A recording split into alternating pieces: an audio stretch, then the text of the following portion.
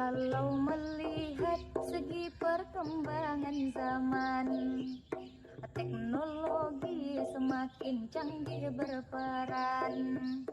Apa saja bisa kita temukan, ada efek positif, negatif beriringan. Tergantung kita bagaimana menggunakan. Kearifan lokal salah satu potensi yang akan terlupakan. Apalagi ibu kota negara akan di Kalimantan.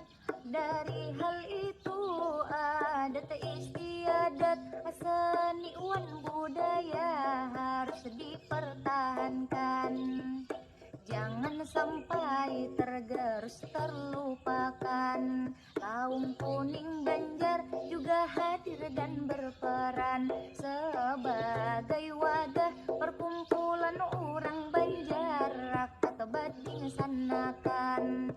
Dengan misinya menjunjung harkat martabat orang Banjar, kita sabarataan. DPC Tanah Laut salah satu cabang yang diketuai Abang Fatur Rahman.